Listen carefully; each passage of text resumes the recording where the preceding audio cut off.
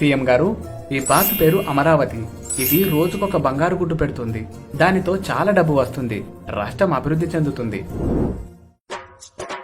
రోజుకొక బంగారు గుడ్డు పెడుతుందంటే దాని కడుపు నిండా బంగారు గుడ్లు ఉంటాయి. దాన్ని చంపేసి ఆ గుడ్లని ఒకేసారి బయటకు తీద్దాం. ఎలా ఉంది ఐడియా?